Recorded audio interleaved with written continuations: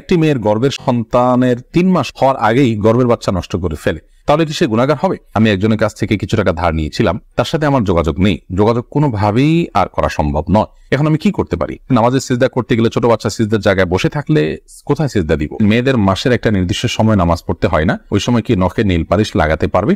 আমার ভাতিজা আমাকে ছোট আব্বু বলে ডাকে, এতে কোনো সমস্যা হবে কিনা? পরিবারের সদস্যদের সঙ্গে শান্তি বজায় রাখার জন্য ছোট ছোট মিথ্যা বলা যাবে কিনা? ফরজ নামাজ শেষে বৈঠকে দুরূদ শরীফ পড়া শেষ করার পূর্বেই ইমাম সালাম ফিরিয়ে ফেললেন, সেক্ষেত্রে আমার করণীয় কি? কেউ যদি ঢিলা কুলুপ না করে ওযু করে তাহলে কি তার ওযু হবে? প্রশ্ন উত্তর দেওয়ার আলোকিত ভবনে আমরা প্রবেশ করি। আরাফাত ফারজান আপনি লিখেছেন, স্বামীর সামনে টিপ লাগালে গুনাহ হবে কি?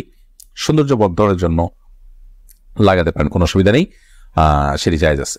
এরপরে এমআরএস এ তাবিয়াত ইয়াদি আপনি লিখেছেন, মেয়েদের মাসের একটা নির্দিষ্ট সময় নামাজ পড়তে হয় না, ওই সময় কি নখে নীল পালিশ লাগাতে পারবে? হ্যাঁ, ওই সময় নখে নেল পালিশ লাগাতে পারেন। মাসিকের সময়তে যেহেতু আপনার সালাত নেই, অতএব নেল পালিশ আপনি ব্যবহার করলেন, আপনার ওযু করার প্রয়োজনীয়তা নেই, আপনি এটা করতে পারেন। এরপর যখন পবিত্র হবেন তখন আপনি সেখান থেকে নেল পালিশ গুলোকে রিমুভ করে আপনি ওযু করে নামাজ পড়লেন, এটা জায়েজ আছে, কোনো অসুবিধা নেই। ইবাদত ইসলাম আপনি লিখেছেন, ওযু করে আয়না দেখলে ওযু ভেঙে যায় না, এতে কোনো ওযু ভাঙে না। বিথি রহমান আপনি লিখেছেন, নামাজের সিজদা করতে গেলে ছোট বাচ্চা সিজদার জায়গায় বসে থাকলে কোথায় সিজদা দিব? সেক্ষেত্রে একটু ডানে বামে আপনি সরে সিজদা করতে পারেন, তাতে কোনো অসুবিধা হবে না। একটু এক কদম ডানে সরে গেলেন বা এক কদম বামে সরে গেলেন কিংবা এক কদম পেছে সরে গেলেন, কোনো অসুবিধা নেই। আর যদি কোনোই জায়গা না থাকে তাহলে এক হাতে আলতো করে বাচ্চাকে একটু সরিয়ে তারপর আপনি সিজদা করতে পারেন, কোনো অসুবিধা নেই। এরপরে চামেলি খাতুন আপনি লিখেছেন, পরিবারের সদস্যদের সঙ্গে শান্তি বজায় রাখার জন্য ছোট ছোট মিথ্যা বলা যাবে কিনা? ছোট ছোট মিথ্যা আর বড় বড় মিথ্যা সর্বাবস্থায় ঘৃণিত এবং জঘন্য অপরাধ, এটি মৌলিকভাবে করা যাবে না। তবে দুজনের মধ্যকার বিবাদ মেটাবার জন্য যদি মিথ্যা বলতে হয়, একজনের কাছে গিয়ে অন্যজনের ব্যাপারে ইতিবাচক কথা, এমন কোনো কথা বলা যাতে করে তাদের মধ্যে সম্পর্কটা জোড়া লাগে, তো সেটাকে শরিয়া জায়েজ রেখেছে। পরিবারের সদস্যদের মধ্যে যদি এরকম কোনো পরিস্থিতি তৈরি হয় তাহলে সেক্ষেত্রে ওই ধরনের মিথ্যা কথা বলা জায়েজ আছে। এছাড়া আপনি খেয়াল খুশির মতো আপনি মিথ্যা বললেন পরিবারের সদস্যদের মধ্যে, তথাগত শান্তি বজায় রাখার জন্য এটি জায়েজ নয়, বরং সত্যবাদিতার অভ্যাস আমাদের মধ্যে গড়ে তুলতে হবে। মিথ্যা আজ আমাদের রন্ধ্রে ঢুকে গেছে, যার কারণে আমরা আমাদের কেনাকাটা, আমাদের কাজ কাম, আমাদের শিক্ষা জীবন, আমাদের শিক্ষকতার জীবন, আমাদের কর্মজীবন, আমাদের জীবনের প্রতিটা ক্ষেত্রে আজ মিথ্যার সয়লাভ হয়ে গেছে। এই জায়গায় পরিবারের শান্তি বজায় রাখার নাম দিয়ে আবার তথাকথিত ছোট ছোট মিথ্যা বলার বিষয়টি কখনো অনুমোদিত হতে পারে না।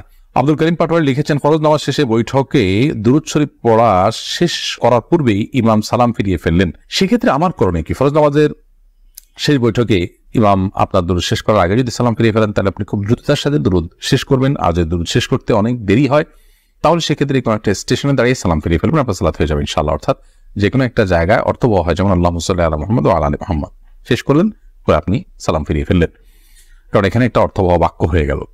আর যদি শেষের দিকে থাকেন তাহলে দ্রুততার সাথে শেষ করে তারপর আপনি সালাম ফিরিয়ে ফেলবেন। আফসানা শারমিন রোশনি আপনি লিখেছেন, আমার ছেলে 5 দিনের হায়াত নিয়ে দুনিয়াতে এসেছিল, আমার সন্তানকে আমার জন্য সুপারিশ করবে আল্লাহর কাছে? বল, আপনার সন্তান আল্লাহর কাছে ইনশাআল্লাহ বিদিন আপনার জান্নাতের পথকে সুগম করবে কিয়ামতের ময়দানে, এবং এ ধরনের সন্তান বাবা মার জন্য জান্নাতে অপেক্ষা করবে, এরকম বিভিন্ন বর্ণনা পাওয়া যায়। যদি আপনি সবর করতে পারেন, আল্লাহ তাআলা আপনাকে সবর করার তৌফিক দান করুন, উত্তম বিনিময় দান করুন। মোহাম্মদ মুনতাসির মাহমুদ আপনি লিখেছেন, নামাজে যদি নিজের অনিচ্ছা সত্ত্বেও কোনো দুশ্চিন্তা চলে আসে তাহলে কি নামাজের কোনো ক্ষতি হবে? নামাজের মধ্যে নিজের অনিচ্ছা সত্ত্বেও যদি দুশ্চিন্তা আসে তাহলে সেক্ষেত্রে এই দুশ্চিন্তা ফলশ্রুতিতে একজন মানুষ গুনাহগার হবেন না, বিশেষ করে যদি একান্তই অনিচ্ছায় আসে। কিন্তু সেটাকে যদি কন্টিনিউ করতে থাকেন তিনি, অর্থাৎ ভাবতেই থাকেন, ধরুন দুনিয়ার কোনো বিষয় মনে পড়লো আপনার জন্য যেটা দুশ্চিন্তার, এরপর ওইটা নিয়ে আপনি নামাজের মধ্যে ভাবতেই থাকলেন, তাহলে সেটা অবশ্যই আপনার জন্য গুনাহের বিষয় হবে এবং নামাজের আপনার যে প্রাণ সেটাকে নষ্ট করবে। হঠাৎ কোনো দুশ্চিন্তা হলো এবং মুহূর্তের মধ্যে সেটাকে আপনি ভুলে গিয়ে সালাতে মনোযোগী হয়ে গেলেন, তাতে কোনো অসুবিধা নেই, এটা ইচ্ছার বাইরে হয়েছে। আর আখিরাত নিয়ে, আল্লাহর ভয়, কবরের আযাব, এই জাতীয় বিষয় নিয়ে যদি আপনার দুশ্চিন্তা হয় সেটা তো খুব প্রশংসনীয় বিষয়, কারণ সেটা আপনার সালাতকে আরো বেশি আপনার আল্লাহর কাছে গ্রহণযোগ্য করবে ইনশাআল্লাহ।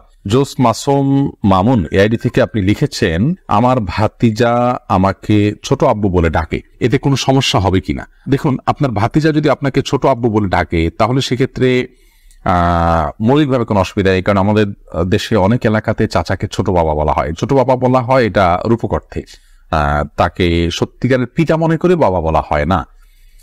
মানে আম্মুর রাজুল ইসম ওয়াবি, একজন কারোর চাচা তার বাবার মতোই অনেকটা শ্রদ্ধার জায়গা থেকে এবং অন্য অনেক দিক থেকে, সেই জায়গা থেকে তাকে ছোট আব্বু বলার যে প্রচলন আছে, এই প্রচলনটা আপনার রূপক অর্থে বলা হয় সেই অর্থেই প্রচলনটা আছে, যার কারণে এটাতে আপনার বাপ নয় তাকে বাপ ডাকার যে অপরাধ, সে অপরাধ বা সে গুনাহ এখানে হবে না, কারণ ওই উদ্দেশ্যে কেউ বলেও না এবং বাবা হিসেবে গণ্য করে না। হাবিব রাজ আপনি লিখেছেন, আমার মামাতো বোন আমার বয়সে 5 মাসের বড়, আমি কি তাকে বিয়ে করতে পারবো? দেখুন, যিনি বয়সে বড় তার সাথে বিবাহ বন্ধনে আবদ্ধ হওয়া মৌলিকভাবে জায়েজ আছে, এটি কোনো নাজায়েজ বা হারাম কোনো বিষয় নয়। আমাদের সমাজে এটাকে দোষণীয় মনে করা হয়, সেটা আমাদের সমাজের দোষ বলতে পারেন। শরিয়াত এটাকে যাকে আপনার নিষিদ্ধ করেনি, বিধায় বয়সে বড়র সাথে বিবাহ বন্ধনে আবদ্ধ হতে পারে। বিশেষ করে নবী করিম সাল্লাল্লাহু আলাইহি সাল্লাম তিনি নিজেও খাদিজা রাদিয়াল্লাহু তাআলা আনহাকে বিয়ে করেছেন, তখন খাদিজা রাদিয়াল্লাহু তাআলা আনহা বয়স তার চাইতে বেশি ছিল। এখান থেকে বোঝা যায় নিজের চাইতে বয়সে বড় কাউকে বিয়ে করাটা শরিয়া দৃষ্টিকোণ থেকে মৌলিকভাবে অনুমোদিত। এটাকে দোষণীয় মনে করাটা বরং দোষের বিষয়। আমাদের শরিয়াতে এত ফ্লেক্সিবল রেখেছে বিষয়গুলোতেই, অথচ আমরা সেগুলোকে অনেক বেশি আপনার সংকুচিত করে ফেলছি, এবং যার ফলশ্রুতিতে নানা রকমের অপরাধ প্রবণতা কিন্তু আমাদের সমাজে বেড়ে চলেছে। শারমিন আক্তার আপনি লিখেছেন, আমি একজনের কাছ থেকে কিছু টাকা ধার নিয়েছিলাম, তার সাথে আমার যোগাযোগ নেই, যোগাযোগ কোনোভাবেই আর করা সম্ভব নয়, এখন আমি কি করতে পারি? আপনি যদি তার সাথে যোগাযোগের কোনো সুযোগ না থাকে এবং যোগাযোগের কোনো সম্ভাবনা না থাকে, তাহলে সেক্ষেত্রে ওই টাকাটা কোনো গরিব দুঃখীকে দান করে দিবেন তার তরফ থেকে, অর্থাৎ তার তরফ থেকে ডোনেশন করে দিলেন, দান করে দিলেন, সবটা তার আমল নামায় যুক্ত হলেন, মাধ্যমে ইনশাআল্লাহ আপনি দায়মুক্ত হওয়ার চেষ্টা করতে পারেন। তারিমা আপনি লিখেছে, আমি প্রেম করে বিয়ে করেছি, হারাম সম্পর্ক করেছি, এখন কি করলে আল্লাহ আমার সংসার জীবনকে সুখের করবে? কোনো উপায় আছে কি? আমাদের দুদিন পর পর ছোট ছোট বিষয় নিয়ে অনেক ঝগড়া হয়, এখন আমরা কেউ কাউকে সহ্য করতে পারি না, এখন কি করলে আল্লাহ আমাদের শান্তি দিবেন? প্লিজ জানাবেন। বোন তারিমা, আপনারা আল্লাহর কাছে আগের কৃতকর্মের জন্য লজ্জিত হয়ে ধন্যবাদ ক্ষমা চাইবেন, চোখে পানি ফেলে মাপ চাইবেন যে আল্লাহ আমাদের অন্যায়ের জন্য আপনি মাফ করে লজ্জিত থাকবেন। এর পাশাপাশি সুখী দাম্পত্য জীবনের জন্য আল্লাহর কাছে বিশেষভাবে দোয়া করবেন, সেই সাথে সুখী দাম্পত্যের জন্য যে আমলগুলো আছে সেগুলো করবেন, সবর এটার কসরত করবেন, যে ধৈর্য ধরে ধৈর্যের পাহাড় হওয়ার চেষ্টা করবেন, ইনশাআল্লাহ আল্লাহ তাআলা আপনাদেরকে সুখী করবেন। এ বিষয়ে আমাদের অনেকগুলো পরামর্শমূলক ভিডিও আছে, সেগুলো শুনতে পারেন। এমনি আলামিন লিখেছেন, কেউ যদি ঢিলা কুলুপ না করে অজু করে তাহলে কি তার অজু হবে?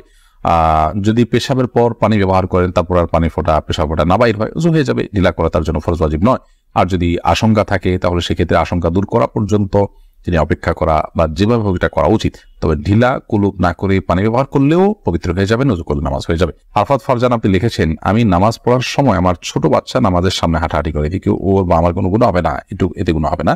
মাইদুল ইসলাম সুবর্ণ আপনি লিখেছেন, একটি মেয়ের গর্ভের সন্তানের 3 মাস হওয়ার আগেই গর্ভের বাচ্চা নষ্ট করে ফেলে, তাহলে কি সে গুনাহগার হবে? গর্ভের বাচ্চা নষ্ট করা সর্বাবস্থায় অপরাধের কথা, কিন্তু যদি সন্তানের মধ্যে হার্টবিট বা প্রাণ সঞ্চারিত হওয়ার আগেই আপনার কোনো এমন ওজনের ভিত্তিতে সেটি নষ্ট করা হয় যে ওজনটি শরিয়া গ্রাহ্য, যেমন